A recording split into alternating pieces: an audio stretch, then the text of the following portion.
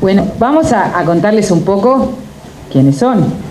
Magdalena Broquetas, doctora en Historia, Universidad Nacional de La Plata, profesora agregada del Departamento de Historia del Uruguay, Facultad de Humanidades y Ciencias de la Educación de la Universidad de la República, integra el nivel 2 del Sistema Nacional de Investigadores de Uruguay, coordina junto a Gerardo Caetano el Grupo de Estudios Históricos sobre las Derechas en Uruguay, Grupo I+D, ¿está bien? Sí. Financiado por la Comisión Sectorial de Investigación Científica de la UDELAR. Entre sus publicaciones se destacan La trama autoritaria, Derechas y Violencia en Uruguay, 1958-1966, 2014, Fotografía en Uruguay, Historias y Usos Sociales, tomo 1, 1840-1930, tomo 2, 1930-1990, 2011 y 2018, e Historia Visual del Anticomunismo en Uruguay, 1947-1985, 2021, libros de los que es coordinadora y coautora. Y el señor Gerardo Caetano, doctor en Historia, Universidad Nacional de La Plata, investigador y docente grado 5 de la Universidad de la República, fue director del Instituto de Ciencia Política entre 2000 y 2005, investigador nivel 3 del Sistema Nacional de Investigadores del Uruguay, miembro de las Academias de Letras y de Ciencias del Uruguay, académico correspondiente de la Academia de la Historia en Argentina y de la Real Academia Española, fue presidente del Consejo Superior de Flaxo y representante por la región Argentina-Uruguay en el Comité Directivo de Flaxo. Coordina junto a Magdalena Broquetas el Grupo de Estudios Históricos sobre las Derechas en Uruguay, Grupo I+D, financiado por la Comisión Sectorial de Investigación Científica de la UDELAR. Autor de numerosas publicaciones en áreas de su especialidad, por algunas de las cuales ha obtenido varios premios nacionales e internacionales. En 2021 publicó El liberalismo conservador y genealogías. Así que un fuerte aplauso para ellos y muchas gracias por estar acá.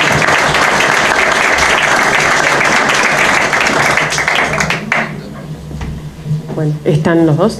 Bueno, muchísimas gracias. Los agradecidos somos nosotros de estar acá en este evento, que es parte de una serie de eventos muy interesantes y que empezaron antes y siguen. Y también contentos de volver a hablar de este tercer tomo que acaba de salir, porque bueno, lo presentamos hace muy poquito, pero recién estamos empezando a conversar sobre él, así que muy contentos de que haya habido interés en este espacio en que viniéramos. Nosotros habíamos pensado conversar un poco sobre el proyecto, sobre la colección, un poquito más específico sobre el tomo 3, y después quizás abrir un espacio de preguntas, de comentarios de ustedes, para hacer una cosa más de ida y vuelta. Bueno, como decíamos, nosotros estamos muy contentos. A veces es importante subrayar esa dimensión más afectiva, porque como compartíamos con quienes nos acompañaron en la presentación de la semana pasada en el Galpón, este proyecto fue un proyecto en el que pusimos mucho trabajo, mucho empeño, mucho corazón también, porque realmente estábamos convencidos de que había algo para decir diferente, o una manera de invitar a ver la historia del Uruguay, de invitar a pensar diferente a todo lo que teníamos, ¿no? Y esto que puede sonar un poco grandilocuente, no lo es, porque en realidad nosotros vivimos en un país, Uruguay, con la cuestión chiquita de medianías, que si en todos lados pasa, que suele no hablarse mucho de derecha, ¿no? Bueno, somos conservadores, somos moderados, somos de centro.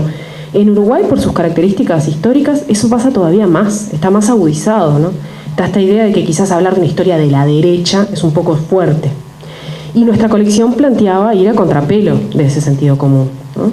Planteaba ir a contrapelo, invitábamos a mirar a esas derechas en plural, porque como ocurre con el universo de las izquierdas, y esto en general está más extendido, no son lo mismo, son actores sociales y políticos, no solo partidos, también movimientos, organizaciones, sectores de la sociedad civil, sectores de las Fuerzas Armadas, que muchas veces no tienen vínculos de amistad o de cooperación entre sí, de hecho muchas veces ni siquiera se soportan, pero que desde el análisis los podemos inscribir en el espectro ideológico de las derechas. Entonces lo que a nosotros nos parecía con esta colección era que invitábamos a mirar todo el proceso histórico de formación, primero del Estado oriental, luego de Uruguay, de consolidación de la modernidad, ¿no? Hacia fines del 19, principios del 20 y hasta nuestros días, porque el libro llega hasta ayer, en clave de derechas.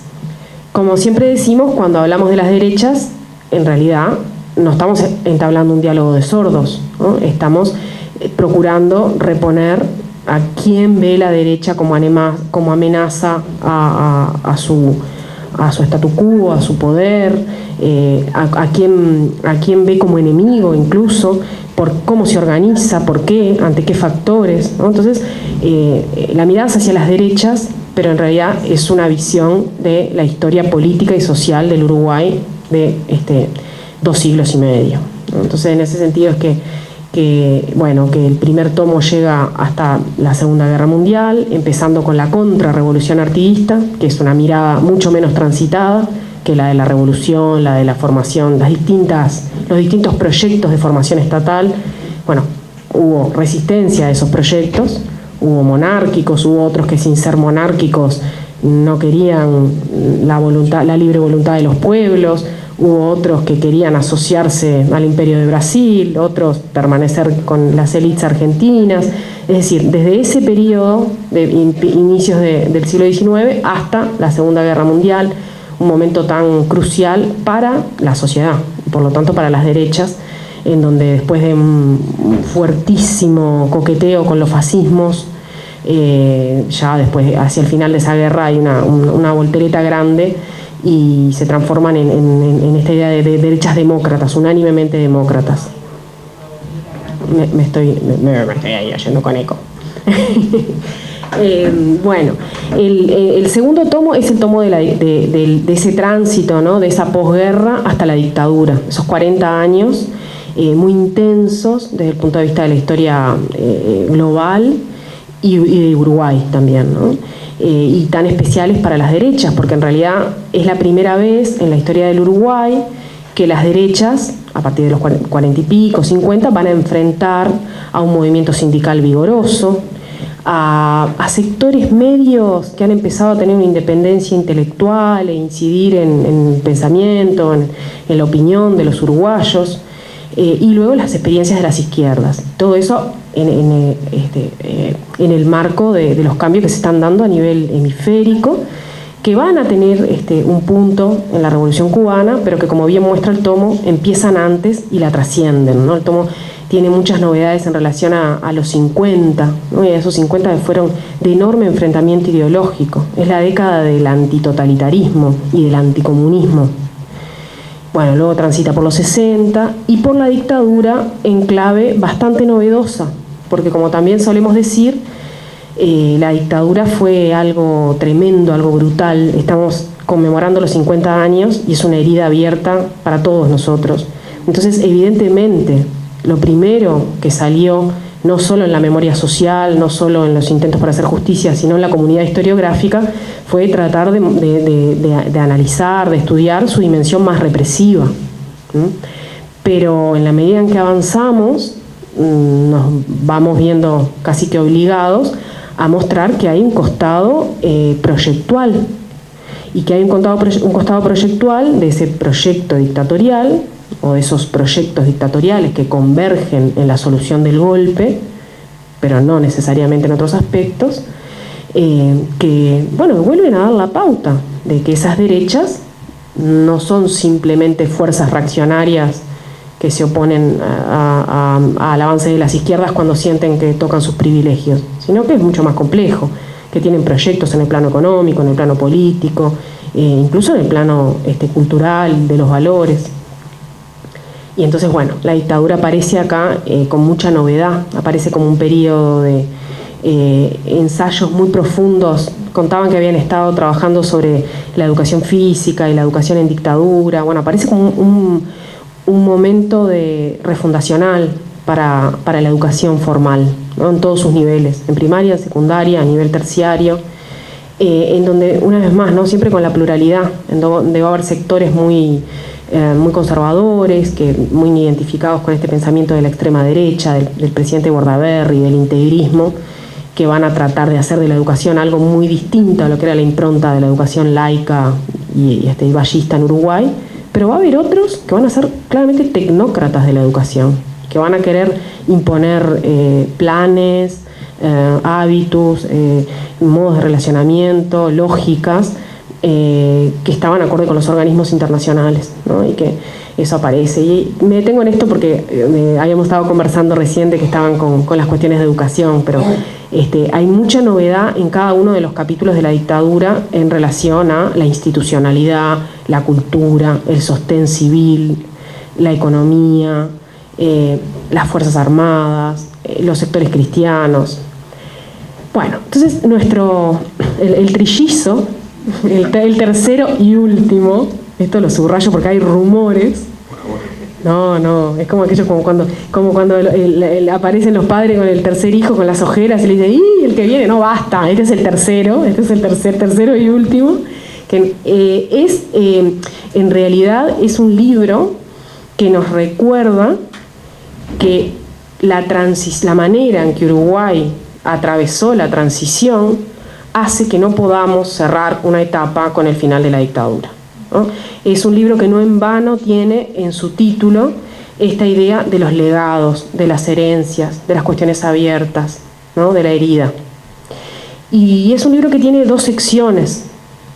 Una primera sección que nos lleva a al tránsito entre la salida de la dictadura, el 85 y el hoy, y en donde pasamos por esos 80 que tienen claramente 2 partes, ¿no? Una primera parte que es la de la dictadura transicional, o la de la transición, después del plebiscito del 80, eso también tomó 2, y una segunda parte que es la de esos fervientes, movilizados, activos, esperanzados, segundos 80, ¿no?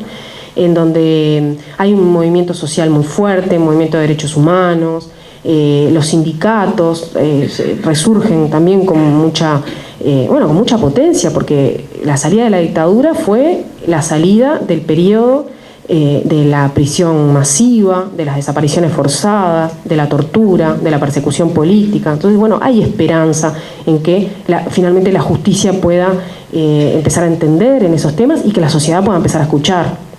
Pero es también son los 80 de la pobreza, ¿no? De un proyecto económico que ha sido tremendo, que arroja cifras de pobreza y de infantilización de la pobreza hacia el 85-86 como no había tenido nunca Uruguay, un salario real que se pelea por recuperar los niveles de principios de los 60, ¿no? Entonces también un movimiento sindical muy fuerte, a nivel gremial también, las destituciones, las proscripciones, y un momento también en donde muchos uruguayos y uruguayos intentan volver, ¿no? Después de un exilio que ha sido masivo, una diáspora, ¿no? Más de 30 países.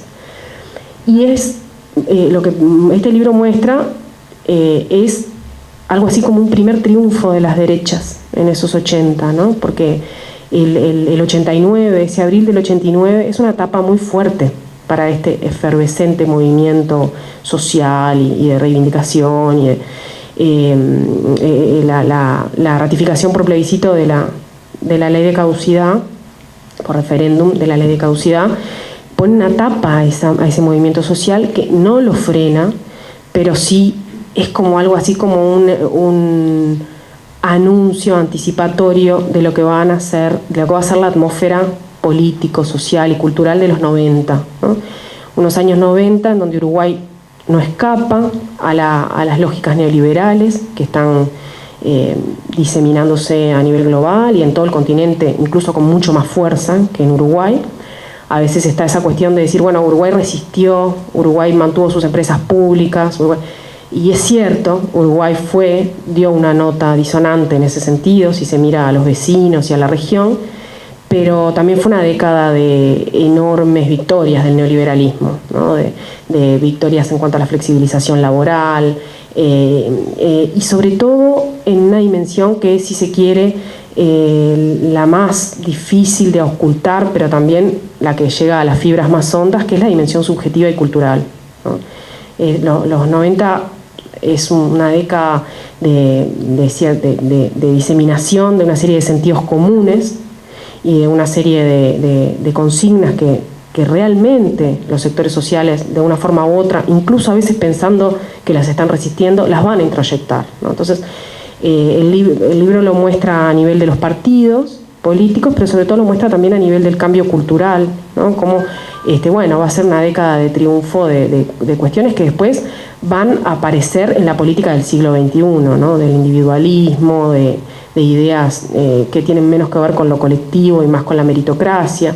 Y todo esto también es posible porque Uruguay no es una isla, ¿no? El mundo ha cambiado, ha caído el socialismo real, no hay una referencia para las izquierdas o para parte de las izquierdas, como había sido la Unión Soviética. Las izquierdas anticomunistas también han sufrido sus reveses y por lo tanto, también las izquierdas están sufriendo cambios muy, muy importantes en su manera de hacer política y además han salido muy castigadas, ¿no? Del periodo anterior.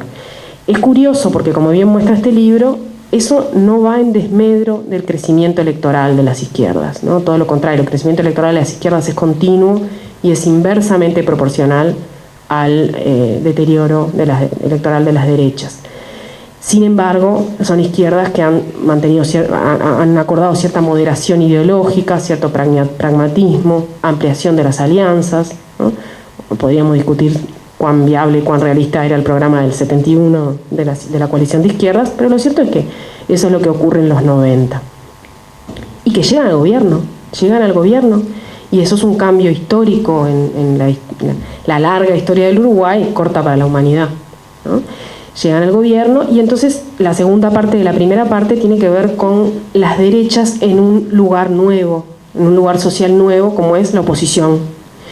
Y el libro muestra bien cómo algunas de las cuestiones que ocurrieron durante estos 3 lustros de era progresista generaron una reacción muy fuerte, ¿no?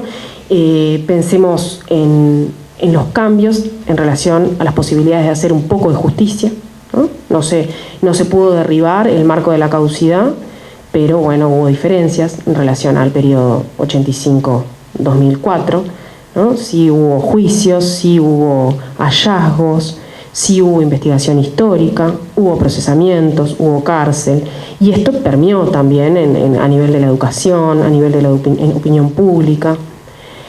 Hubo, no solo por los gobiernos progresistas, sino también durante los gobiernos progresistas, por la presión y la acción de los colectivos y los movimientos sociales, todo un proceso de ampliación de la ciudadanía, o sea, de adquisición de nuevos derechos, ¿no? Toda la llamada agenda de derechos que incorporó cuestiones que tienen que ver con las disidencias sexuales, con el derecho a la despenalización de ciertas conductas, y la ampliación del nosotros uruguayo, y algunos tímidos intentos de atacar la mala distribución entre riqueza y pobreza.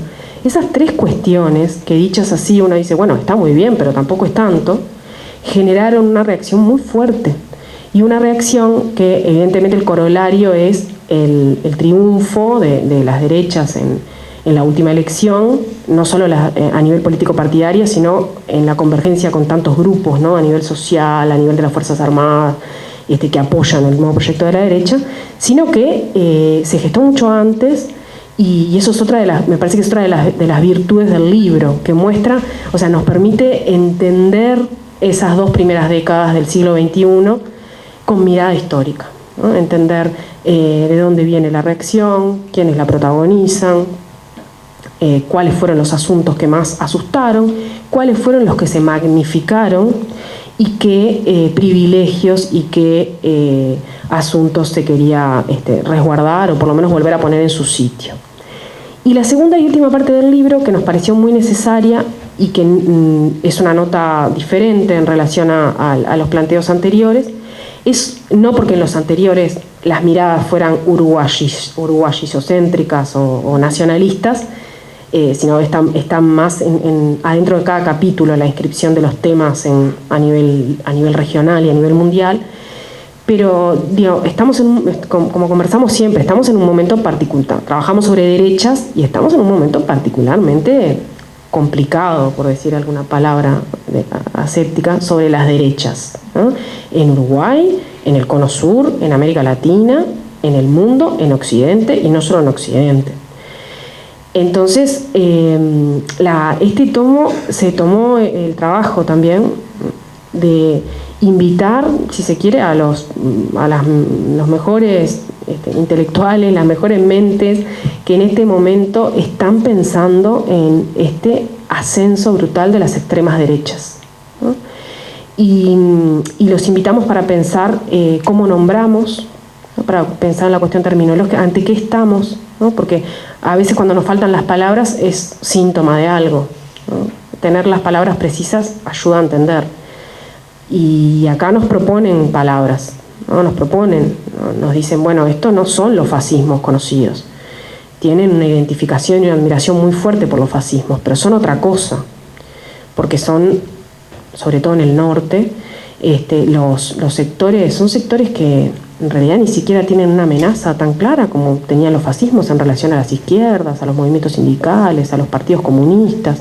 Esto es otra cosa, son las izquierdas que han ganado la puja con los sectores populares, son las que verdaderamente han canalizado el malestar que generó todo este capitalismo postindustrial y que se identifican con sectores que antes eran la clase trabajadora. Entonces nos proponen conceptos, nos hablan de que son posfascistas, porque sigue habiendo neofascistas, pero los neofascistas son muy fascistas, a la vieja usanza.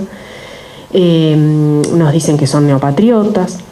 Y otro conjunto de colegas, e incluso nosotros, hicimos un esfuerzo muy grande por ligar esos fenómenos con lo que está ocurriendo en el Cono Sur, ¿no?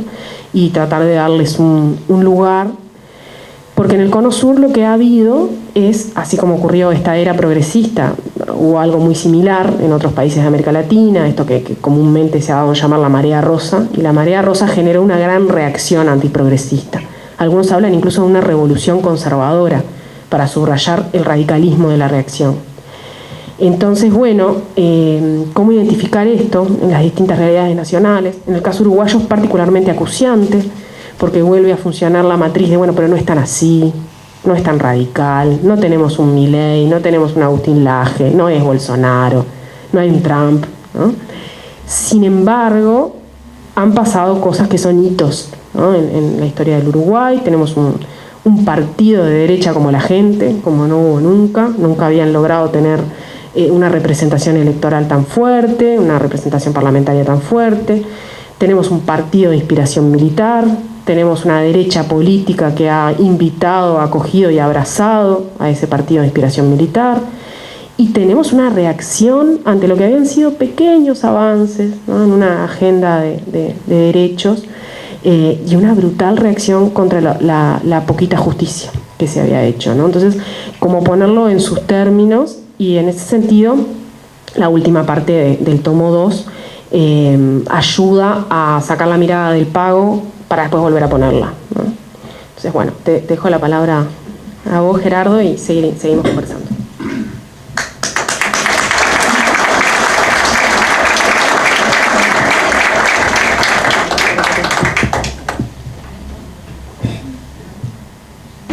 Ahora voy a tirar la otra.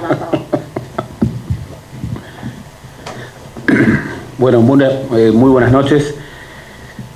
Antes que nada, agradecerles a todos y a cada uno esta presencia en un sábado. Y agradecerles también por la recuperación social de este lugar, de historia. Realmente no exagero, es una gesta muy relevante.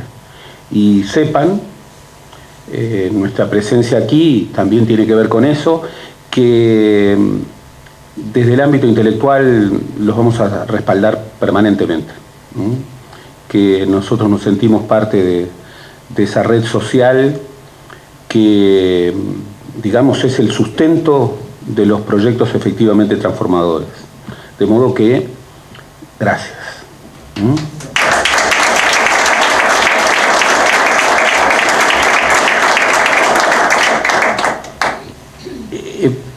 Magdalena situaba bien este tomo segundo y el tomo tercero, que en realidad cruza un proceso histórico.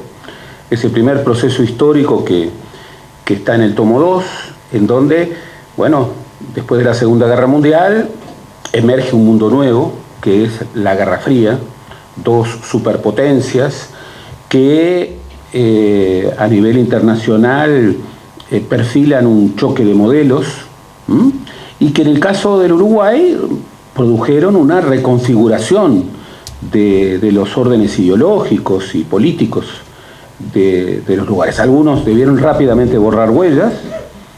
En general, lamentablemente, en Uruguay con frecuencia el borrar huellas da resultados. Para mí es una actitud profundamente indigna, pero bueno, también la vamos a ver en la transición después de la dictadura, en donde muchos aceleradamente borraron huellas o intentaron borrar huellas. De ahí un poco la labor de los historiadores. ¿Quiénes querían borrar huellas en la posguerra, en la Guerra Fría? Y bueno, los que habían tenido adhesiones manifiestas al fascismo, al nazismo, al franquismo, que los hubo y los hay, pero bueno. Eso generó, bueno, una reformulación y poco a poco generó cambios muy significativos en lo que era el campo de las derechas en Uruguay, con algunos fenómenos muy inesperados, que los hijos de Don Pepe se volvieran desde un anticomunismo cerril en los núcleos del día devenido en la caverna,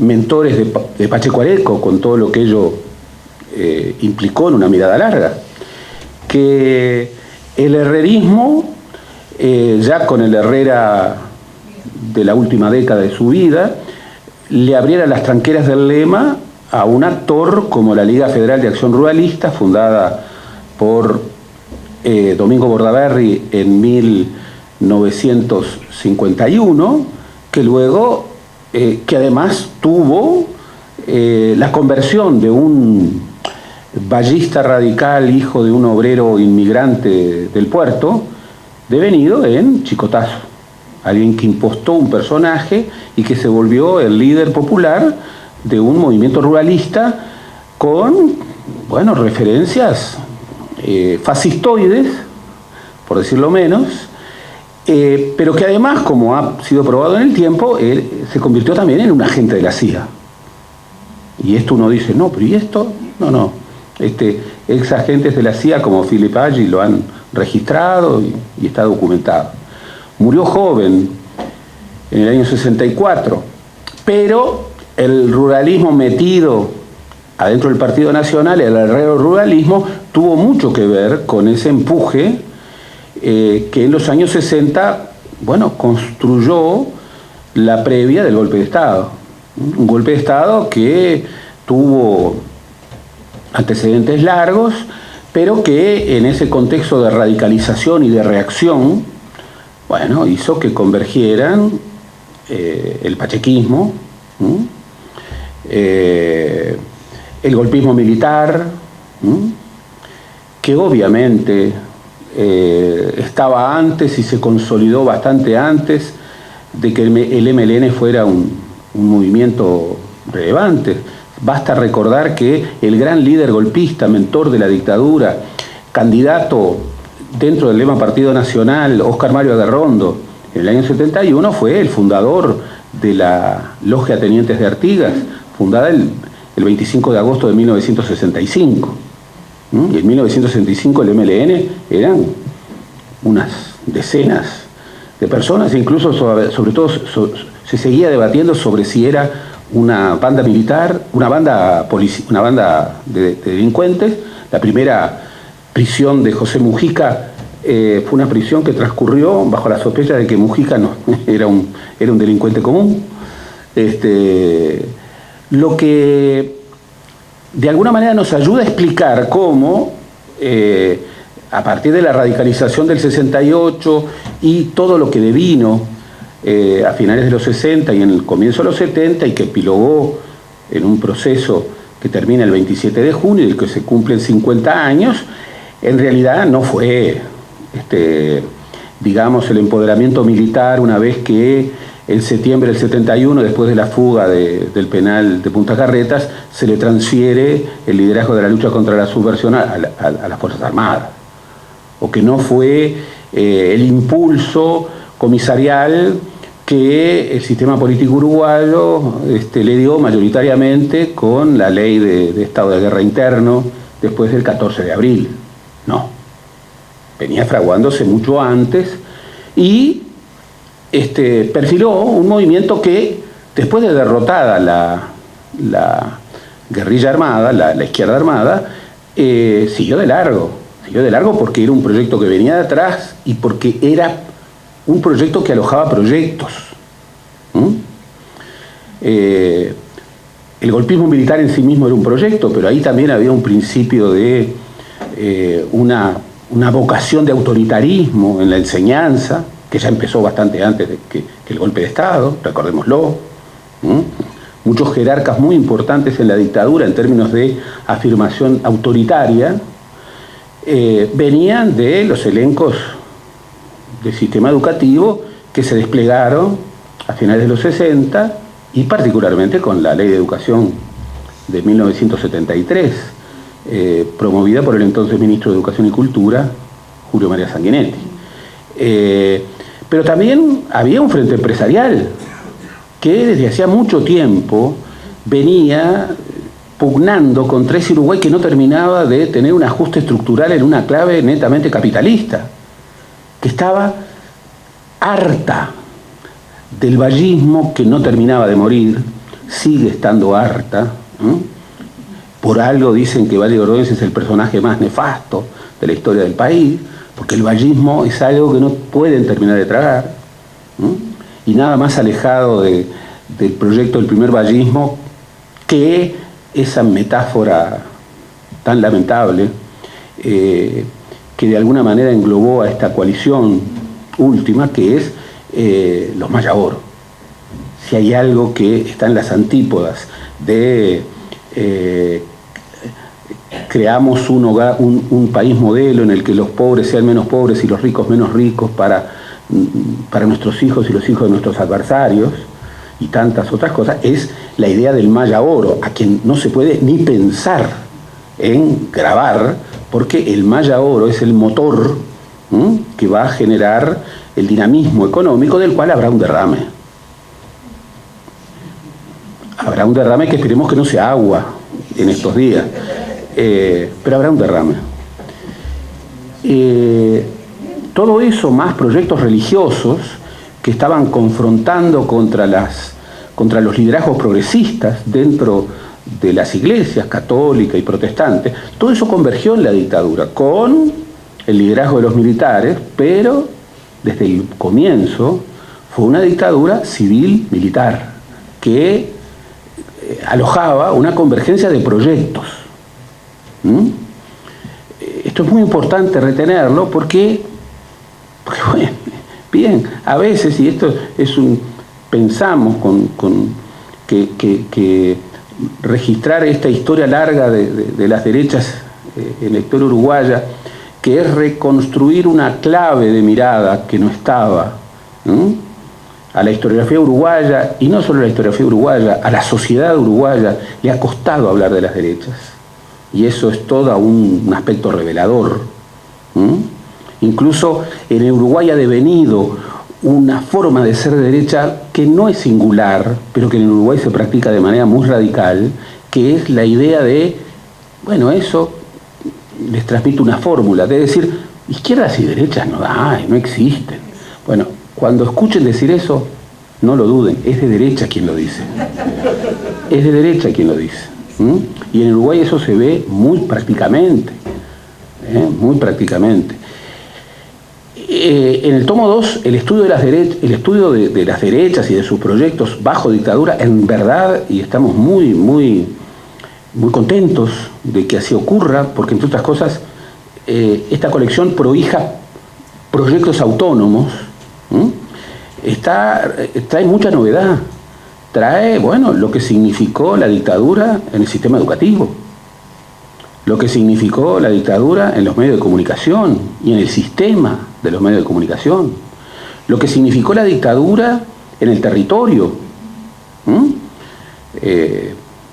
Javier señala cómo los elencos, el 27 de junio, del cual se van a cumplir 50 años, el martes que viene, bueno, de los 19 intendentes, solo renunció uno, que nosotros nos hemos impuesto recordar siempre, el intendente de Rocha, el señor Mario Amaral, integrante del Movimiento Nacional de Rocha, que renunció. Los otros 18 siguieron de largo, y algunos se resignificaron en democracia. Los proyectos que hubo a nivel de, bueno, medios de comunicación, muchos de los cuales todavía están entre nosotros. Están entre nosotros, con señales inequívocas. Nosotros terminamos el libro sobre las dictaduras, sobre el tomo 2, planteando esa transición complicada, en donde muchos encontraron la forma, muchos, en el ejército, en los partidos políticos, en la educación, entre los intelectuales, que también había una corriente intelectual que convergió en los proyectos de la dictadura, de una transición que les permitió, bueno, dar rápidamente vuelta a la página y mirar hacia adelante. Con lo que, bueno, el pasado para esa visión siempre es un estorbo, sobre todo el pasado investigado, conocido, relatado. Luego tenemos este tercer tomo. En este tercer tomo analizamos en dos franjas eso que ocurre en el Uruguay y en el mundo desde el 85 para acá. Y el Uruguay, afirmémoslo una vez más, no es una isla, no es una isla.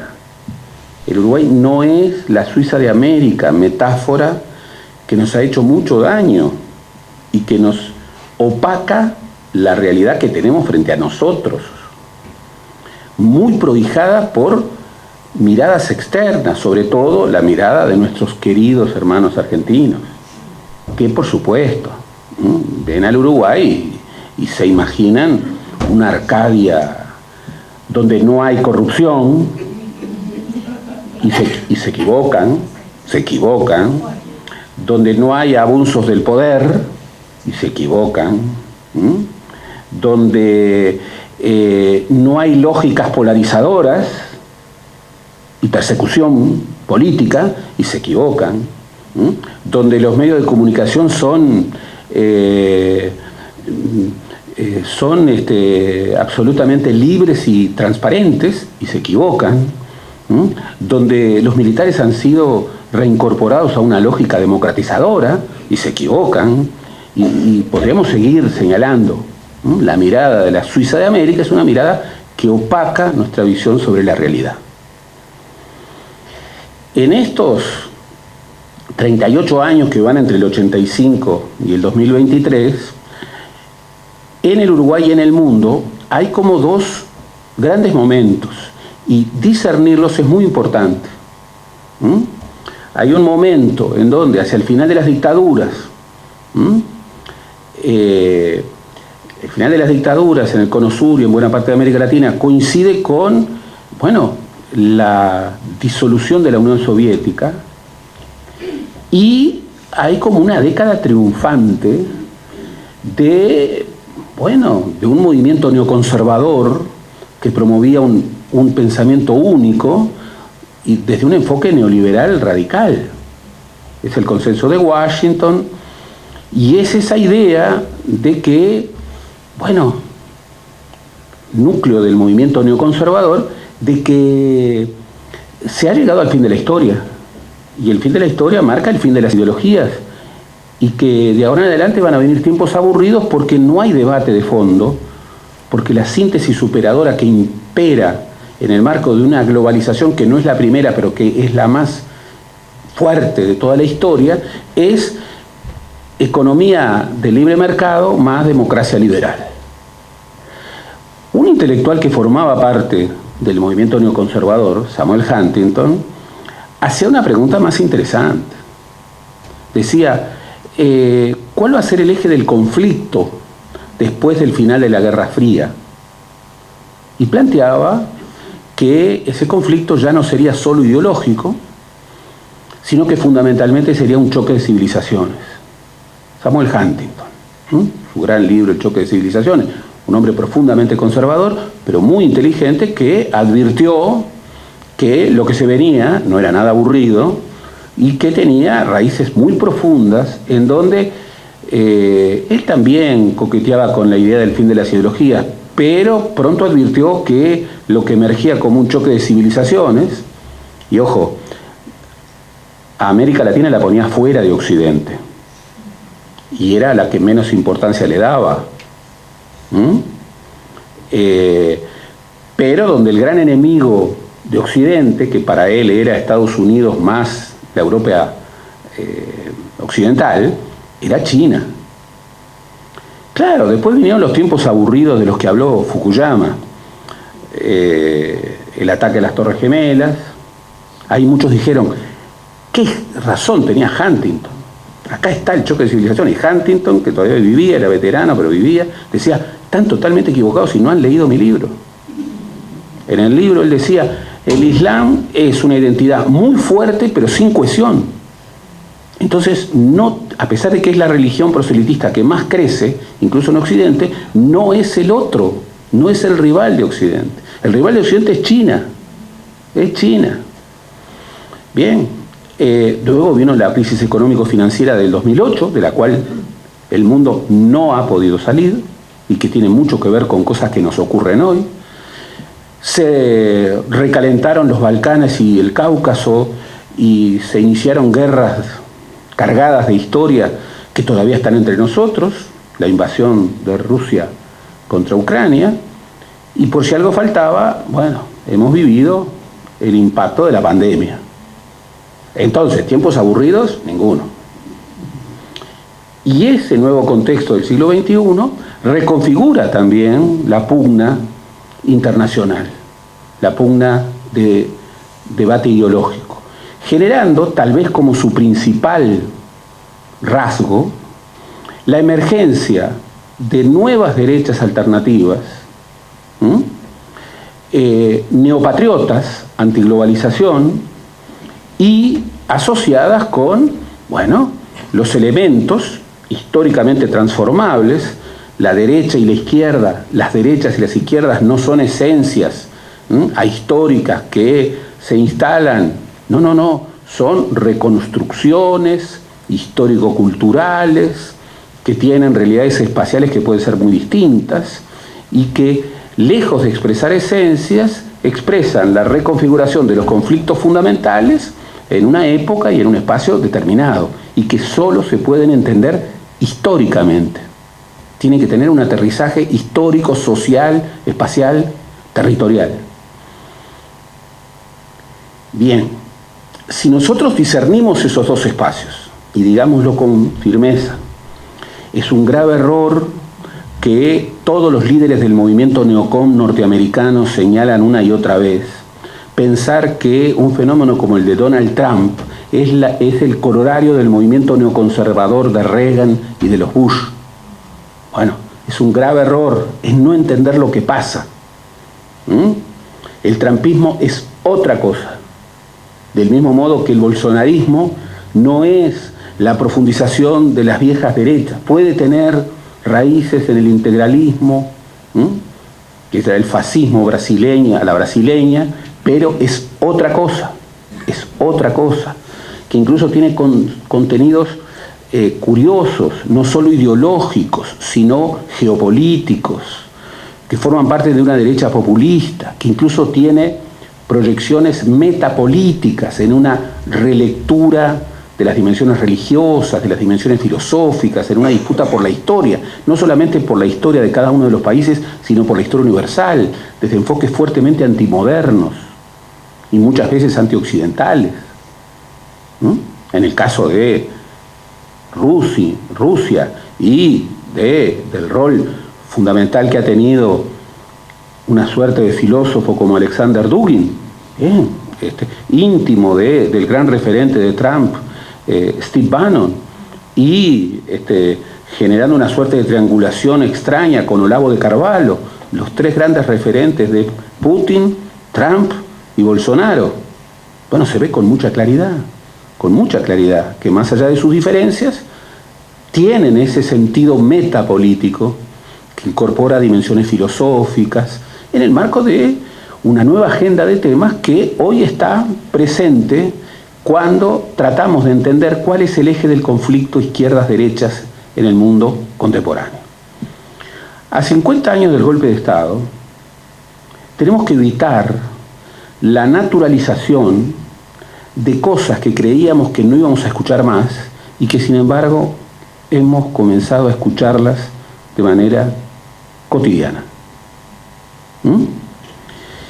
En el mundo cuesta escuchar hoy enfoques neoliberales tan pedestres como que el gobierno es siempre el problema, el gobierno y el Estado es siempre el problema, nunca la solución, que el dinamismo en una economía solamente puede provenir de ese héroe civilizatorio que es el empresario, que tiene que estar liberado y apoyado porque es el motor del crecimiento y que es el que puede generar derrame.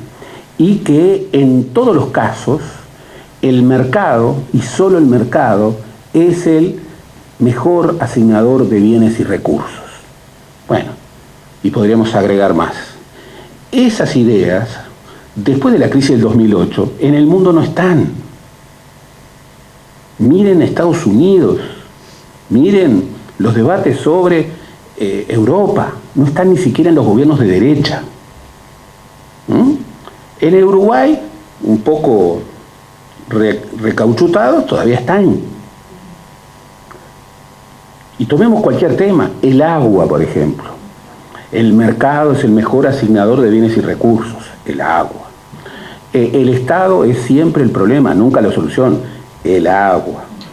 Los empresarios son los héroes civilizatorios, el agua. Son el motor del crecimiento, el agua. Tomemos cualquier otro tema, la crisis ambiental, y hagamos la misma prueba.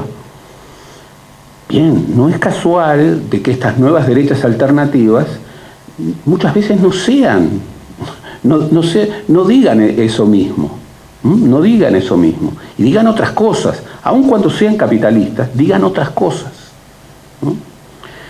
No nos podemos resignar a que a 50 años de la dictadura, bueno, volvamos a escuchar lo que hemos escuchado con azoro y con indignación respecto a que el vil asesinato de las muchachas de Abril o la desaparición forzada, probada, de desaparecidos como Osvaldo Tassino y Luis Eduardo González son una invención de la historia militante de la izquierda.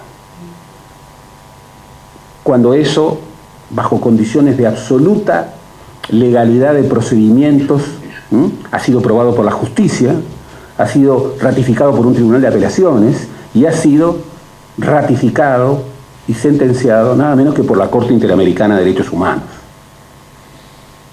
No podemos resignarnos a que un senador de la República diga que eso es una mentira, y a que otro senador de la República, de su mismo partido, su líder, y como quiero ser cauto, quiero señalarles que el primero es Domenech y el segundo es Guido Manini Ríos, digan que lo que ha ocurrido con la sentencia y la obligación que el Uruguay tiene de cumplir la sentencia de una Corte Interamericana de la cual forma parte y cuyas sentencias son vinculantes para el Estado uruguayo, forman parte del Estado de Derecho uruguayo, de acuerdo a los tratados que el Uruguay ha firmado en plena soberanía, sea un menoscabo inaceptable de nuestra soberanía nacional. No podemos resignarnos a, como tampoco podemos resignarnos que tengamos un presidente que encuentra la forma de evitar estar allí, y que provoque estando ese mismo día acá y haciendo una actividad en San José, en medio de sus extraordinarios devaneos filosóficos para convertir un águila en una paloma. No podemos resignarnos a eso. No podemos resignarnos a, bueno, el núcleo informacional de la política, en donde la idea es evitar discutir sobre los asuntos de la agenda y crear una agenda ficta, en donde siempre que aparece un asunto grave, acá el tema es cómo disputar la agenda en los medios y cómo evitar hablar del asunto que está en juego. Eso tampoco es novedoso del Uruguay. El núcleo informacional, la idea de que las discusiones políticas no derivan de discutir contenidos, sino que derivan de performances, y que no importa dónde está la verdad, importan dónde están ellos y nosotros. La lógica populista de estos enfoques populistas, que lo que buscan es la polarización más dura, porque eso es el núcleo con el cual se han expandido. La doctrina Breiber: hay que polarizar a las sociedades en dos espacios absolutamente irreductibles, que no puedan tender ningún puente entre ellos. ¿Para qué? Para que esa sociedad explote en 1000 pedazos y luego recoger los pedazos y marcar un proyecto cierto. Ese núcleo informacional, que obviamente funciona con blindaje mediático y con operaciones, no solamente mediáticas, sino de inteligencia, no es una singularidad uruguaya. Por eso, como hacemos, hay que trabajar en eso. En el tercer tomo, estamos mirando para allá, en el tercer tomo tenemos, por ejemplo, 2 artículos que trabajan sobre esto de algunos compatriotas que han declarado la guerra cultural. Con Magdalena nosotros no estamos en guerra, pero hay quienes están en guerra con nosotros. Han declarado la guerra cultural. Bien, han leído a Gramsci muy tardíamente y en realidad en clave muy pedestre, ni siquiera los titulares, y han hecho descubrimientos extraordinarios, como por ejemplo que el espacio en donde se disputa la política es la cultura. Bueno, chocolate por la noticia, gran descubrimiento, gran descubrimiento. O el núcleo informacional de, quien controla los medios, y hoy los medios, más que los grandes medios de comunicación, son las redes. Bolsonaro no tuvo a los grandes medios de comunicación de su parte, pero tuvo sí una hegemonía manifiesta en esa red que hoy permite llevar adelante la doctrina de Goebbels a límites insospechados. Goebbels finalmente era prudente. Una mentira repetida 1000 veces se convierte en una verdad. Hoy las mentiras se reproducen N millones de veces, y a veces ni siquiera por la acción de una persona, sino de un troll. Y para hacer política hacen granjas de trolls. Es en ese contexto en donde en el libro se trabaja esto aquí. Se trabaja la reconversión del frente empresarial. Y se trabaja como en la reconversión de ese frente empresarial, un fenómeno como Un Solo Uruguay fue un fenómeno significativo, que no provino de una sola causa, pero que es un fenómeno que tuvo una traducción política, que expresó ambientes de adversidad, de reacción antiprogresista, y en ese sentido sobre todo el último gobierno progresista, el segundo gobierno de Tabaré Vázquez, obviamente que ayudó a la emergencia de un movimiento, ayudó en algunas de sus omisiones, ayudó a la emergencia de un movimiento como Un Solo Uruguay, y fue un factor. En el 2014 el Frente Amplio ganó las elecciones por el interior urbano, y en el 2019 las perdió por el interior urbano.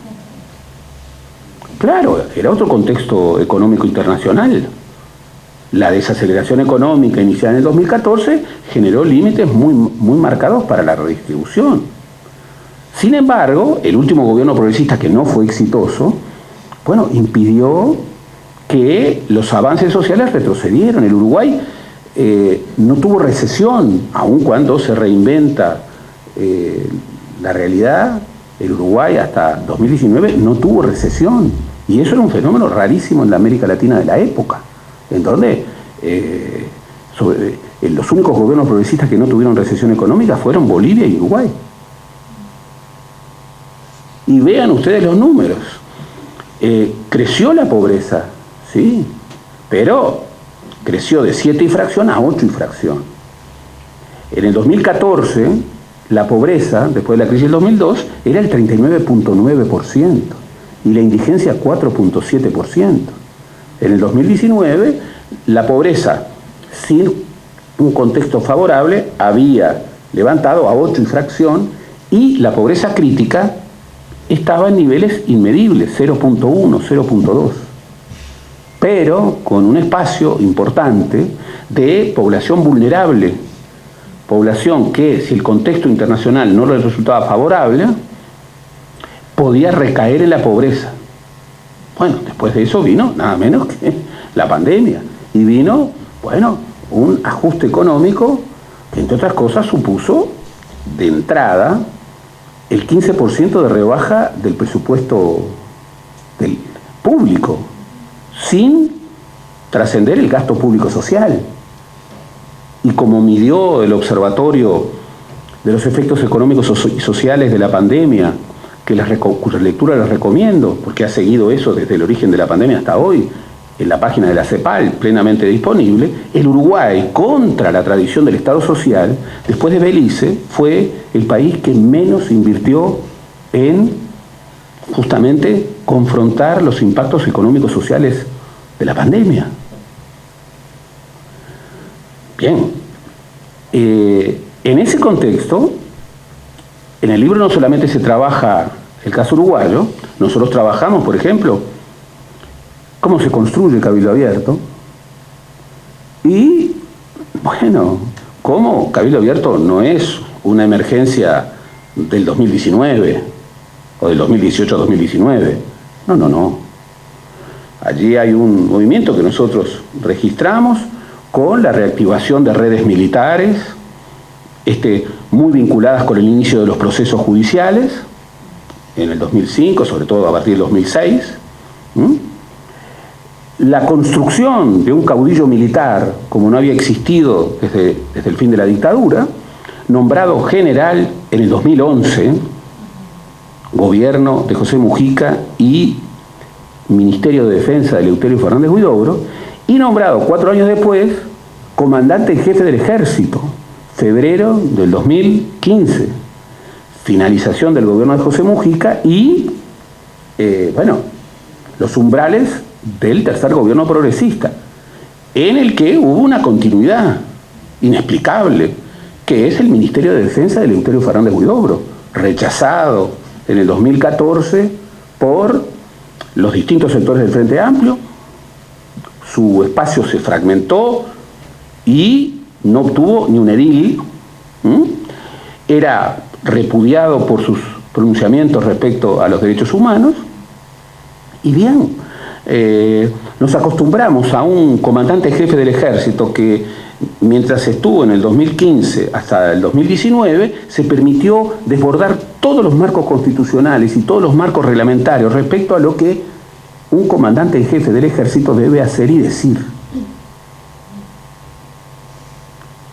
Luego es cesado en marzo, y en mayo es el líder de un nuevo grupo político. Un espacio político que cuyo presidente, ¿quién era? Quien había sido escribano general de gobierno desde el gobierno de Lacalle Herrera hasta ese momento, 30 años. Es un poco raro. Y luego la excelente votación de ese espacio político, que no solamente se explica por el trasiego de la familia militar, sino que se explica por otras cosas. Se explica por la incorporación de espacios de ultraderecha colorados y blancos y por trasiego de sectores que en la elección anterior habían votado al MPP y que ahora votaron a Cabildo Abierto. Bien, en la segunda parte del libro se trabaja cómo ese proceso uruguayo refiere a grandes elementos, a grandes procesos del mundo. Por ejemplo, el anti, el espíritu contra. Tenemos a Rodrigo Pato que habla del antipetismo. Bueno, la reacción antiprogresista es un contexto de época que no solo operó en el Uruguay, operó en toda América Latina. Y ojo, en América Latina estamos tal vez en los umbrales del retorno del neopinochetismo en Chile. Estamos en los umbrales tal vez del triunfo de una derecha fuerte, seguramente no Milei, pero tal vez Patricia Bullrich, y no sé quién es peor. Estamos en Perú bajo un signo de interrogación absoluta, y podríamos seguir. En el libro se habla de ese discernimiento en términos de categoría. Es el retorno del fascismo, como dice Steven Forte. Y allí se argumenta, en artículos de grandes referentes internacionales como Enzo Traverso, o Steven Forte, o José Antonio Sanajuja, como son otra cosa. Y que verlo simplemente como una especie de retorno del fascismo es un error. Y es un error con fenómenos políticos, porque para derrotar a un espacio político, lo primero que hay que hacer es entenderlo. Y si no se lo entiende, se erra. En suma, esta es una mirada nueva sobre la historia uruguaya. Nosotros no vamos a hacer un tomo cuarto, pero sí vamos a seguir trabajando sobre temas que tienen que ver con esto. Creemos realmente, hemos liderado un espacio de 69, 62 autores, 69 capítulos. 62 intelectuales uruguayos, no solo historiadores, también hay politólogos, uruguayos, con 69 capítulos que van recorriendo distintos hitos, y en todos los casos hemos querido elegir a los referentes.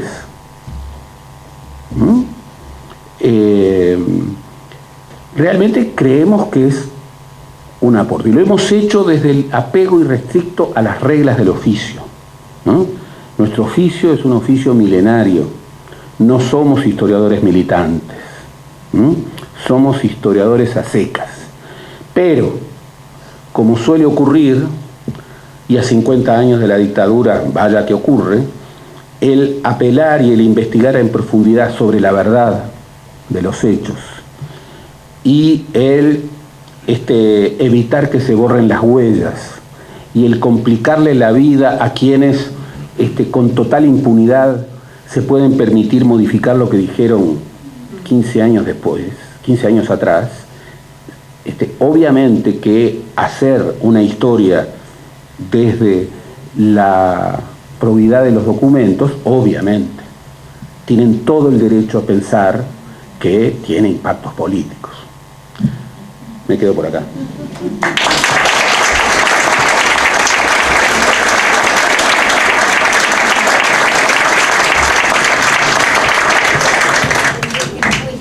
Sí, si les parece, después de todos estos mensajes alentadores que hemos emitido, abrimos un espacio para preguntas. Esta es la parte pesimista. Ahora vamos a empezar con la parte optimista. Pero las preguntas nos tienen que invitar. Sí. No somos nosotros, es la realidad. En lo último que comentaste, se podría deducir que durante los 15 años del gobierno progresista hubo una recesión de la izquierda en su influencia en la cultura general que permitió al mismo tiempo esa consolidación de la derecha.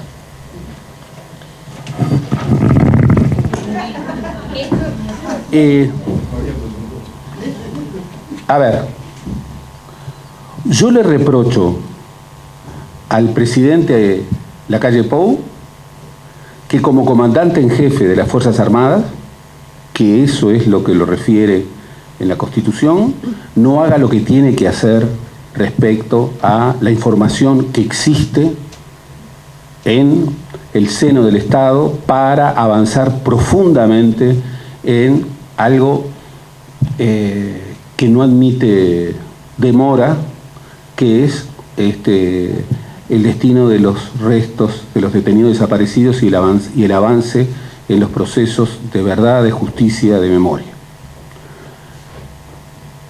Lo cierto es que en las 3 presidencias de la era progresista, si bien hubo inocultables y muy importantes avances en justicia, en memoria y en reparación, recordemos, antes de Jorge Valle, los presidentes Sanguinetti y Lacalle no habían recibido nunca a familiares, nunca.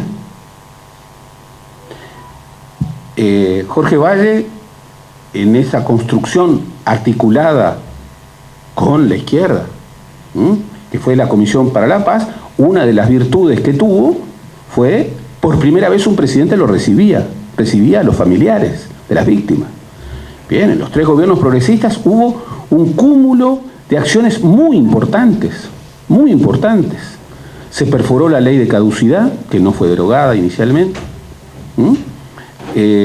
Se abrieron juicios, se creó una fiscalía especializada, se encontraron documentos, se empezaron a desplegar políticas de la memoria. Sería realmente inadmisible decir que hubo desidia de esos gobiernos respecto a la política de derechos humanos. Pero no se fue hasta el fondo. Y no decirlo también sería una desidia. En la aplicación de la sentencia Hellman, el presidente de la República de entonces fueron los comandantes en jefe del Ejército y de la Armada y de la Fuerza Aérea. Hizo lo que debía José Mujica. No hizo lo que no ocurrió en esta ocasión, que no fue el presidente como supremo comandante y no fueron los comandantes de las 3 armas. Pero no se fue hasta el fondo, y eso es simplemente asumir no posturas locas. La organización de familiares de detenidos desaparecidos, yo siempre digo, es la organización más no violenta que existe en la sociedad uruguaya. Es una sociedad, es una organización ponderada, nada ultrista, que ha asumido con enorme responsabilidad su quehacer, su acción, que evita responder a agravios inusitados. Ha actuado en una lógica. Muchos de sus reclamos durante los gobiernos progresistas no fueron atendidos. ¿Esto quiere decir que desde el 85 para acá todos fueron lo mismo? No, claro que no. Por supuesto que no. Y hay que marcar las diferencias. Pero no nos podemos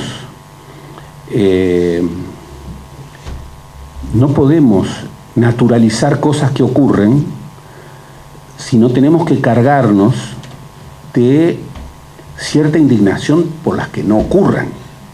En el 2014, cuando por primera vez fue candidato a la presidencia de la República, el entonces candidato presidencial Luis Lacalle Pou contestó que para él la dictadura estaba en la prehistoria y que para él había que dar vuelta a la página. Claro, él el 27 de junio del 73 no había nacido. Este año va a cumplir 50 años, pero los cumple después del 27 de junio. Después se arrepintió. se arrepintió y dijo que había incurrido en un error que no solamente era político, sino moral, porque le había faltado el respeto a las víctimas. Y dijo que, en caso de ser gobernante, continuaría con las políticas. Y de hecho, en términos generales, no ha habido interrupción, como le reclamaba partidos y grupos dentro de la coalición. Miren, Cabildo Abierto lo dice a voz en cuello, pero hay muchos otros que piensan que lo mejor que podría ocurrir es lo que Cabildo Abierto ha presentado como proyecto, que es el retorno a la ley de caducidad, a la vigencia de la ley de caducidad, la eliminación de la fiscalía, el dar la vuelta a la página. Bien, hay muchos han visto los matices, pero lo que no hizo el presidente, y es realmente inadmisible que a esta altura de los hechos no lo haya hecho, no asumió, por cálculos vaya a saber cuáles, seguramente políticos menores, de voto, y de no indisponerse con Cabildo Abierto, y sobre todo de no indisponerse con los mandos militares, no asumió lo que era su obligación, estar como presidente de la República y asumir el mando constitucional, que es el del ser el comandante supremo de las Fuerzas Armadas. No hubiera ocurrido lo penoso que ocurrió el otro día, cuando, en su carácter de vicepresidenta, porque el presidente había retornado, la vicepresidenta Beatriz Argimón dijo: les solicito, les pido que por favor, si alguien sabe, que dé documentos. El comandante general de ninguna fuerza habla de esa manera. Entonces falta voluntad política. Y el vínculo con familiares se ha deteriorado. Se ha deteriorado. Entonces, eso es regresión. Y es regresión porque hay cosas que no están, que superan los marcos de la política partidaria, que son políticas de Estado. ¿Quién puede incorporar a la política partidaria menor la búsqueda de restos de detenidos desaparecidos, el cumplimiento de una sentencia de la Corte Interamericana? ¿Quién puede decir que las muchachas de Abril no eran muchachas porque eran guerrilleras? ¿Quién, sin ningún elemento de juicio, puede decir, como escuchamos, que se equivocó la justicia en primer término, se equivocó el Tribunal de Apelaciones en segundo término y se equivocó la Corte Interamericana de Derechos Humanos? Entonces eso es lo que no hay que naturalizar. Si eso fue porque en los gobiernos progresistas no se hizo todo lo que se debió hacer, bien, nosotros en el artículo ponemos, y como historiadores somos cautos en los adjetivos, pero ponemos la cronología. Y la verdad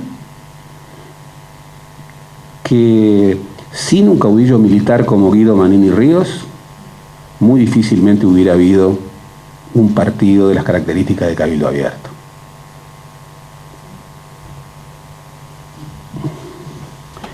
Y como soy muy cauto, no digo más. Sí. Nosotros, que había en el momento, que me acuerdo.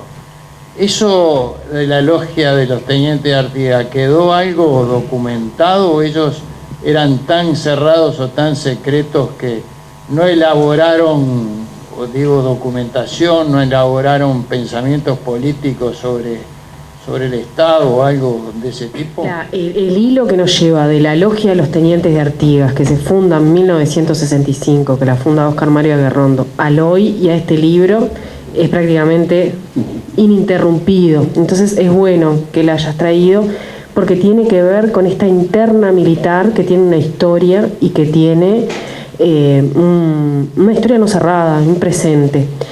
Las logias o las facciones dentro del ejército no son cosas que hayan dejado documentación burocrática, como puede haber de otras cuestiones. Sin embargo, su existencia sí aparece referida en documentación que no es estrictamente del ejército, ¿no? Aparece referida en la documentación de la diplomacia de otros países, en particular la de Estados Unidos, aparece referida en documentación de los servicios de seguridad. Lo que ocurre es que nosotros podemos mirar el periodo del 65 al 73 como un triunfo de esta logia, porque cuando se forma todavía hay un ejército muy dividido, ¿no? Hay un ejército muy dividido, así como se fundan los tenientes de Artigas, bueno, va tomando cuerpo esta otra facción del ejército más constitucionalista, identificada con Sereñi y con Licandro, que es contemporánea y que es la 1815, ¿no? Pero lo que ocurre es que, de acuerdo a lo que va ocurriendo con el ejército como cuerpo, un ejército que se está formando de acuerdo a la doctrina de la seguridad nacional, que recibe el programa de ayuda militar del gobierno de Estados Unidos, que manda a sus efectivos, igual que la policía, a hacer cursos a la zona de Panamá, a propio Estados Unidos. Este ejército se va depurando desde arriba y autodepurando desde adentro. Entonces, una vez que ocurre el alejamiento de los militares constitucionalistas en enero del 69, ¿no? Sereñi, Licandro y toda la oficialidad que los sigue, y que se van porque no pueden aceptar más las condiciones de la represión permanente, ¿no? Por las medidas prontas de seguridad, por las militarizaciones, estos sectores van colonizando, ¿no? Pensemos que una figura tan opaca como Bordaberry, cuando ingresa a la política en el 64 como senador, defiende a rajatabla el ascenso de Aguerrondo, ¿no? Al generalato, Aguerrondo que venía de ser jefe de policía, y cuando asume como presidente el ascenso de Cristi y de los Ubía, ¿no? Entonces se va armando allí una coalición golpista que tiene una pata civil pero que se apoya en esta logia, ¿no? Y bueno, y son el golpe es el proyecto de los tenientes. Y Cabildo Abierto viene del movimiento social artiguista, y el movimiento social artiguista reivindica a los tenientes de Artigas, y los nombres son los mismos, las biografías son las mismas, y los homenajes son los mismos, ¿no? Entonces, sí tendríamos que hablar más, ¿no? De esa interna, es bueno que lo hayas preguntado, de esa interna militar en donde los Álvarez, los Ubía, los Cristi, los Badora, ¿no? Aparecen como figuras que trascendieron ampliamente la dimensión represiva y tuvieron proyectos para la dictadura, y bueno, y ahora tienen un proyecto más defensivo, pero por lo menos de salir impune. Lo único que tengo que agregar es que tienen que leer La trama autoritaria de Magdalena, que es un libro fundamental, que ya está en su segunda edición, pero que mereciera estar en la octava edición, porque ahí está el huevo de la serpiente en muchos sentidos. La trama autoritaria. No es un chivo, porque hay el intento de golpe del 64 y la formación de los tenientes y de la legión artiguista tiene que ver con él. Nosotros para nada nos hacemos autobombo, para nada, jamás. No, nunca.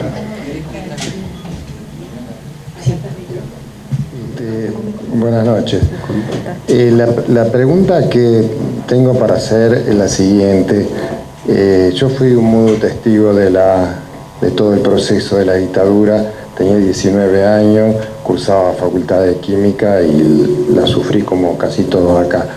Pero lo que siempre me quedó pendiente, porque en el ámbito universitario que me movía posteriori y después que en el retorno a la democracia, y que no he tenido mayor información porque no he podido acceder, la pregunta es, ¿qué hay de lo que tanto se ha comentado de el acuerdo entre los militares y el Movimiento de Liberación Nacional?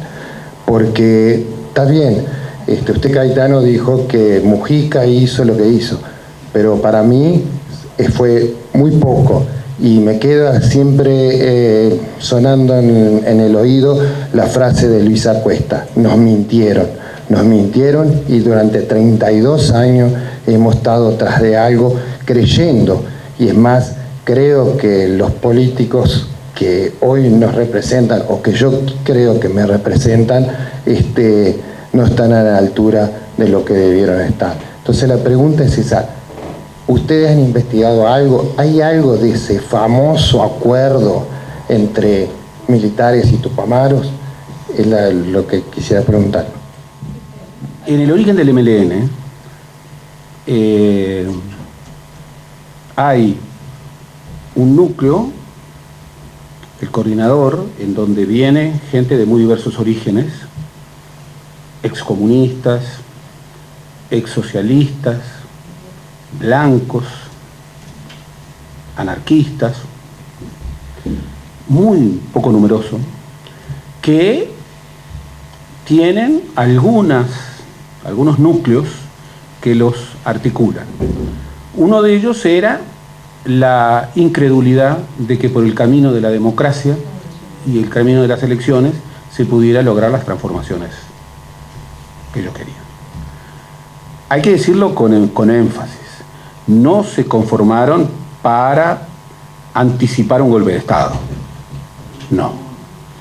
Constituían una expresión más, con particularidades como fue la guerrilla urbana, de las tácticas foquistas, que eran establecer un núcleo revolucionario que generara una coyuntura insurreccional que luego generara, bueno, la caída de los gobiernos. Buscaban el poder, no anticiparse a un golpe de Estado.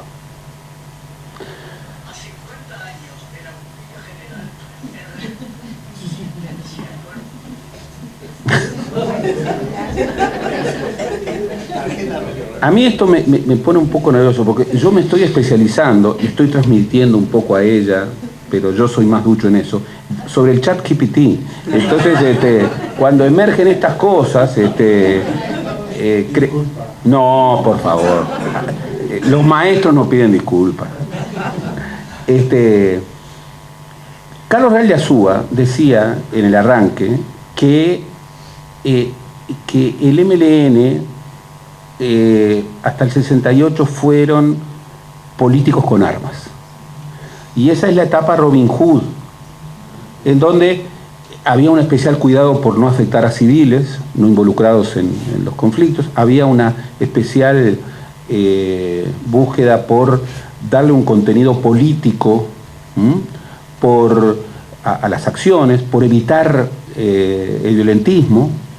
Hay un momento en donde aquellos que eran políticos con armas se convirtieron en militares que hacían política. Y hubo una militarización que coincidió con la ampliación de integrantes del MLN y que llevó a una derrota militar absoluta y también a la comisión de actos inadmisibles, abominables, como el asesinato de Pascasio Báez, los asesinatos a los 4 soldados que custodiaban y otros. Y decir esto no es para nada establecer la teoría de los 2 demonios, ni equiparar, nada de eso. Pero a 50 años del golpe de Estado, y para desvirtuar la teoría de los 2 demonios y los relatos sesgados, hay que ser muy radical en reflexionar también sobre la violencia no política. Y recordar la violencia no estatal, perdón, que hubo violencia no estatal de grupos paramilitares, en donde habían connotados civiles de derecha que mataron y desaparecieron y torturaron, en articulación con cuerpos vinculados con el Estado. Eso llevó, por ejemplo, a que Fernández Huidobro, al final de su vida, cuando se le pregunta sobre una autodefinición, él dice: yo soy un milico viejo. Y miren que Fernández Huidobro era el más talentoso, sin lugar a dudas, de todos los integrantes del MLN. Incluso era el más talentoso literariamente hablando. Prácticamente la enorme mayoría de los documentos los hace la pluma de Fernández Huidobro. Fernández Huidobro era un hombre extraordinariamente talentoso. Sin embargo, era un hombre que tuvo una deriva militarista ya anterior a la dictadura, que se consolidó después y que lo llevó, bueno, a lo que yo hoy advierto una y otra vez, que cuando se les pregunta a militares vinculados, a ex militares vinculados con Cabildo Abierto, cuál fue el ministro de defensa, el mejor ministro de defensa de toda la historia del país, todos convergen en que fue Eleuterio Fernández Huidobro. Bueno, en la historia universal, la idea del encuentro de los combatientes es muy clásica. Quienes se enfrentaron a tiros y quienes incluso infligieron al otro daños, bueno, finalmente tienen como una suerte de respeto que los lleva a privilegiar su vínculo despreciando a los demás. Creer que el enfrentamiento de fondo previo a la dictadura fue con el MLN es desconocer en modo absoluto la presión del movimiento sindical, que era el factor fundamental, que también entró en confusiones en el 73 con el peruanismo, que era un invento. Cuando le preguntaban a Trabal quién era el general peruanista, Trabal decía que era Álvarez. En el 72 hubo tregua armada.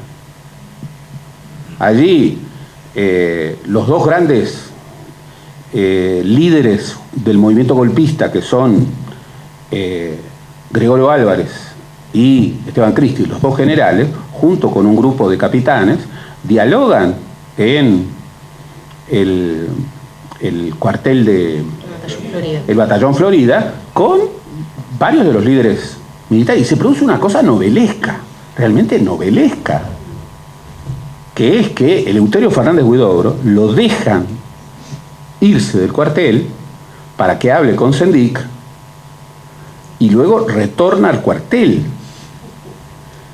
y un día golpea la puerta del cuartel Raúl Sendic, habla, aparentemente no se ponen de acuerdo y luego lo dejan ir. Eso existió, está probado. Bien, Bordaberry y sus grandes amigos de la época han dicho que a Bordaberry lo despertaban generalmente a la madrugada, lo cual para un hombre de tan buenas costumbres era un poco complicado, pero iban Álvarez y Cristi iban a las 3 de la mañana. Es cierto.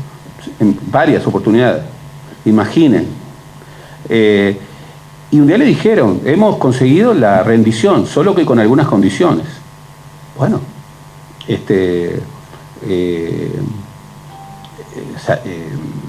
Bordaberry, esto ha sido confirmado por varias vías, sobre todo habló con quien eran sus dos personas más cercanas, que eran su ministro de Educación, Sanguinetti, y su ministro de Agricultura y Pesca, de Ganadería, Agricultura y Pesca, que era Benito Medero, y su secretario, el secretario de Presidencia, que era Barrio Stazano, de la lista 15, que renunciaría el 9 de febrero. Y todos convinieron en que había que rechazar eso. Si después de la dictadura hubo pactos, bueno, no lo podemos probar, pero la presunción muy fuerte es que sí. Miren, los generales en actividad, después de la dictadura, en determinado momento, se encontraban con dirigentes políticos. Se encontraban en un lugar en donde, prefigurando su línea de pensamiento, su encuentro periódico, en donde invitaban a políticos, lo llamaban Orletti. Y por supuesto de que allí fueron, sobre todo cuando el Frente Amplio empezó a crecer, fueron dirigentes Frente Amplista. Lo que allí se pactó o se dejó de pactar, no tengo la más mínima posibilidad de saberlo. ¿Cómo? Sí. Lo que sí digo es que A mí, cuando jugaba al fútbol, una vez me dijeron, nunca aceptes tomar una copa con un dirigente de fútbol. Una regla sabia, sobre todo cuando estabas negociando el sueldo.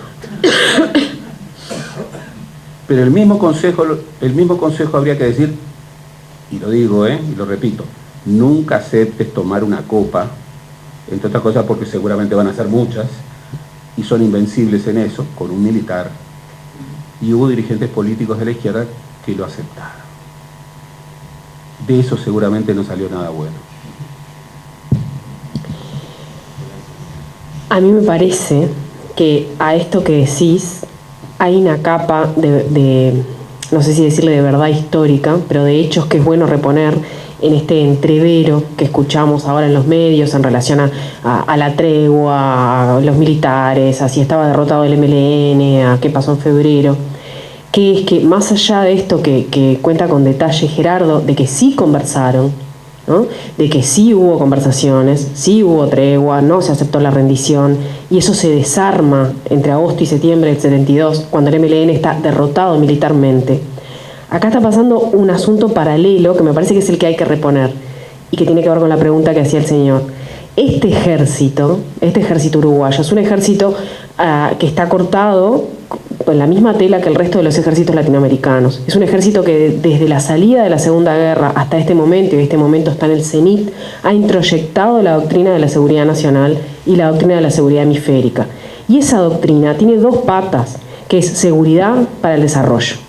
Entonces, cuando se les da la conducción de la lucha antisubversiva y finalmente han desmantelado el aparato militar de MLN y desde el sistema político, Vasconcellos y otros, se les dice, bueno, ¿y vuelven a los cuarteles? ¿No vuelven a los cuarteles? No, primero que la sedición existe, está al frente de masas, y segundo, que está peligroso, y segundo, que nosotros estamos para los proyectos de desarrollo.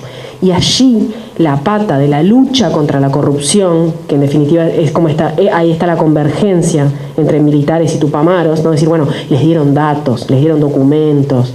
En octubre del 72, cuando se produce la insubordinación militar, la primera insubordinación, inmediatamente detienen de nuevo a Jorge Valle, ¿no? Por el famoso y caricaturesco asunto de la infidencia. Entonces, no necesitaban de la tregua, no necesitaban de las conversaciones, no necesitaban del MLN para en agosto del 72 salir a decir, bueno, nosotros nos vamos a quedar porque la política está corrupta, porque tenemos que barrer esto. Es allí cuando pasan a integrar el primer órgano de cogobierno civil-militar, que es la Comisión de Represión de Ilícitos Económicos. Es allí que se quedan. Entonces me parece importante porque a veces separar la paja del trigo, ¿no? A veces en esta discusión de los medios, bueno, pero ahí hubo un proyecto nacionalista en común. No, por un lado está el MLN, por otro lado están las conversaciones y por otro lado está el ejército que se formó en la doctrina de la seguridad nacional, que lucha contra la corrupción y que tiene el discurso de la antipolítica y de los antipolíticos. Bueno, si les parece... Ahora sí, oye. Si les parece, hacemos la pregunta de la señora y damos por terminado porque ya hace rato que estamos. Y si pueden, le firman los libros a los que quieran y terminamos. Muchas gracias. Yo voy a hacer una pregunta que me da un poco de vergüenza, porque en realidad refleja una inconmensurable inocencia de mi parte. Pero yo estoy permanentemente esperando un resultado de las encuestas que le dé mal al gobierno, ¿no? Y le da cada vez mejor. Y yo digo, ¿qué pasa con la gente? No se da cuenta, no nos damos cuenta. Porque digo, siendo demócrata, como considero que somos todos, y la autoridad emana de ustedes, pienso que va a ser la gente común la que va a determinar quién nos va a seguir gobernando. Y ¿qué pasa? ¿Hacia dónde estamos yendo? ¿En qué es que se basa esa aprobación tan irrestricta y tan creciente que estamos viendo, ¿no? Bueno, esto es. ¿Cómo, perdón? Muy unido a eso, digo, se está creando una brecha en base a lo que vos decís, de un avance de una derecha y una izquierda, digo, ¿cómo se puede...? Digo, porque tenemos que seguir adelante, digo, conviviendo, vamos a tener que elegir. Entonces, cómo relacionarnos, porque a ver, separándonos vamos a seguir atientos. Son dos muy buenas preguntas y están profundamente articuladas. A ver, hay colegas que citan las encuestas de Gallup previas al golpe y las que se dieron durante la dictadura para referir estados de ánimo que tenderían a explicar acontecimientos. Por ejemplo, hay una encuesta previa al 27 de junio que le da horrible a los dirigentes políticos y que le da muy bien a las Fuerzas Armadas.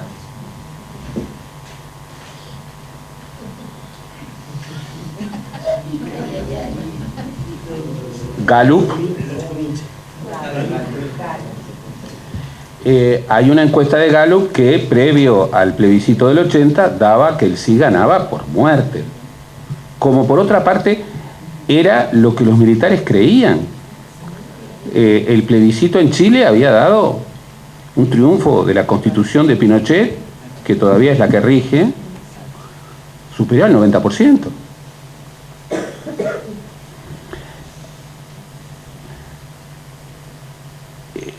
Particularmente respecto a Gallup, signos de interrogación.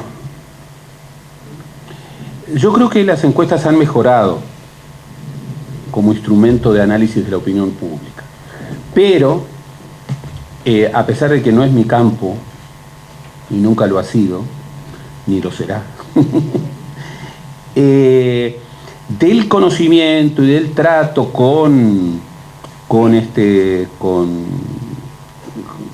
colegas, en este caso politólogos que trabajan en este asunto, siempre me han dicho algo muy importante, que por otra parte es confirmable. Ojo con las encuestas de los espacios interelectorales, porque las encuestas de los espacios interelectorales tienen poco financiamiento y por eso son menos creíbles. Pero además, obviamente, cuando el núcleo de una política de gobierno es la política informacional, bueno, las empresas encuestadoras son un instrumento clave. Y hay algunas más creíbles que otras.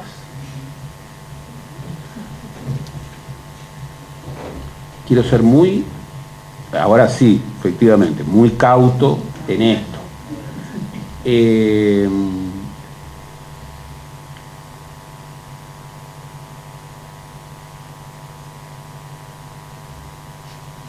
Y me quedo aquí. Ya diste un montón de datos para interpretar. Solo que digo, y esto se vincula con la pregunta.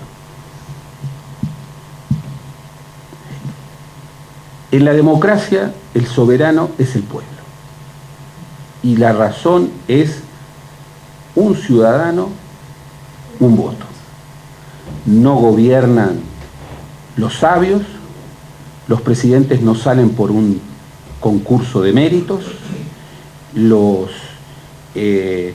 por suerte no gobiernan los sacerdotes, no gobiernan los santos, no gobiernan, digo, en una democracia, porque hay teocracias.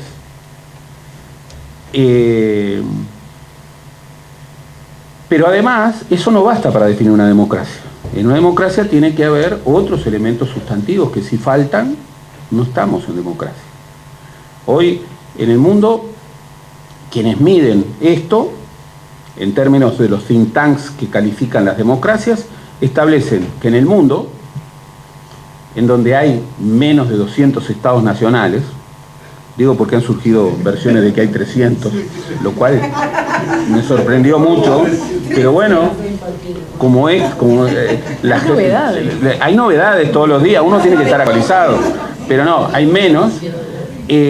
Los think tanks que estudian estos temas han registrado en los últimos años que hay 90 estados que cumplen todas las referencias de un Estado autoritario de origen electoral. ¿Esto qué quiere decir? Que estamos en sociedades enojadas, que estamos en sociedades donde prospera la antipolítica, que estamos en sociedades en donde, bien, figuras como Trump o como Milei pueden convocar a trabajadores. En el caso de Trump está probado que muchos de los trabajadores de los estados que formaban el cinturón industrial que habían votado en la interna demócrata por Bernie Sanders, terminaron votando por Trump en la nacional, contra Hillary Clinton. Y a pesar de que se está aparentemente desinflando el fenómeno Milei, las encuestas, ¿qué es lo que dan? Si se considera solamente los menores de 30 años, Milei gana en primera vuelta. Y si se considera los menores de 40, pasa seguro a la segunda vuelta con primeras chances de ganar. Entonces uno dice, ¿cómo Trump puede convocar a los trabajadores que incluso votaron en la interna demócrata a Bernie Sanders, que es un socialista, ¿no?, metido en el Partido Demócrata? ¿Cómo los jóvenes en un país que está viviendo una situación tan trágica como la Argentina, con más de un 40% de pobres, están orientando su voto a quien propone como sus primeras medidas la eliminación del Banco Central por decreto, la dolarización por decreto y la eliminación, ya no privatización, de los... Eso está refiriendo a este nuevo fenómeno de época en donde, bueno, pero, a 50 años de la democracia, del golpe de Estado, 38 años de la democracia, tenemos que ratificar una y otra vez lo que son los sustentos democráticos inclaudicables. El soberano es el pueblo, hay que establecer pautas de sistema electoral en donde los resultados no sean manipulados y no haya fraude electoral.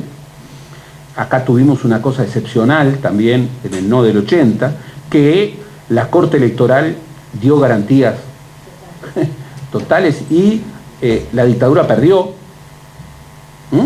Y esto es un fenómeno, es nuestro campeonato del mundo.